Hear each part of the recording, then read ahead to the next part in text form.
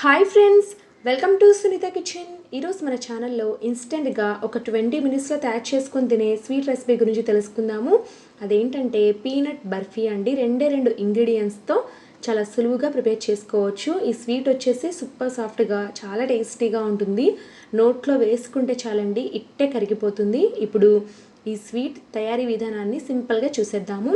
ముందుగా అయితే స్టవ్ మీద మందంగా ఉన్నటువంటి ఒక ప్యాన్ పెట్టుకొని అందులోకి 1 కప్పు దాకా పల్లీలను వేసుకోవాలి. ఈ పల్లీలు వచ్చేసి 200 గ్రాములు ఉన్నాయండి. పల్లీలను బాగా మీడియం ఫ్లేమ్లో దోరగా వేయించుకోవాలి. మీడియం ఫ్లేమ్లో వేయించుకుంటేనే ఈవెన్గా వేగుతాయండి. మీడియం ఫ్లేమ్లో 4-5 నిమిషాల పాటు బాగా దోరగా వేయించడం వల్ల ఈ పల్లీలు బాగా క్రిస్పీగా వేగుతాయి.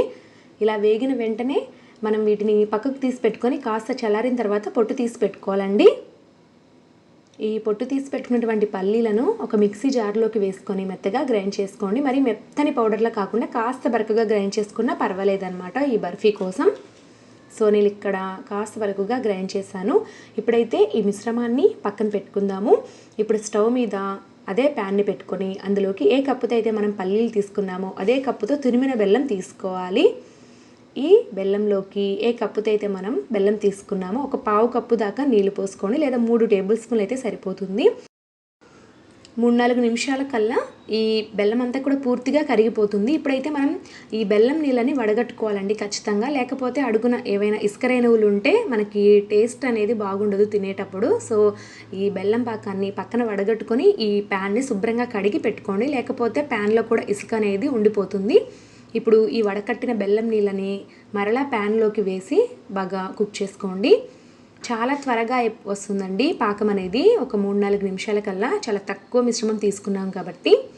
సో ఇలా పాకాన్ని మీడియం ఫ్లేమ్లో పెట్టుకొని చేసుకున్నారంటే త్వరగా ముదురుగా అయిపోకుండా ఉంటుంది.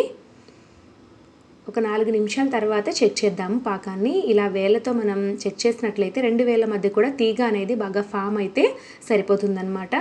వెంటనే ఫ్లేమ్ని లో ఫ్లేమ్లోకి పెట్టేసుకోండి. అదేవిధంగా ముందుగా గ్రైండ్ చేసి పెట్టుకున్నటువంటి పల్లీల పొడిని ఇందులోకి మొత్తం వేసుకొని బాగా స్పీడ్గా కలిపేసుకోవాలి.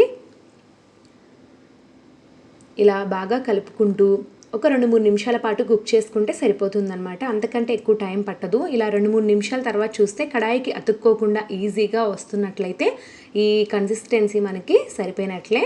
అంటే ఈ టైంలో పక్కకు తీసేసుకోవాలండి స్టవ్ ఆపేసి. ఇలా కడాయికి అతుక్కోకుండా వచ్చిన వెంటనే స్టవ్ ఆపి ఈ మిశ్రమాన్ని ముందుగానే నెయ్యి రాసి పెట్టుకున్నటువంటి ఒక ప్లేట్లోకి తీసేసుకుందాము. నేనైతే అడుగున కొద్దిగా బటర్ పేపర్ కూడా వేసానండి. ఈజీగా వచ్చేస్తుంది బర్ఫీ అనేది మనకి కట్ చేసిన తర్వాత. సో ఇలాగా ఈ మిశ్రమాన్ని అంతా కూడా ఇలా ప్లేట్లోకి తీసుకున్న తర్వాత పైన ఈవెన్గా చేసుకోండి ఒక గిన్నె సహాయంతో. చాలా ఈజీగా స్ప్రెడ్ అయిపోతుంది.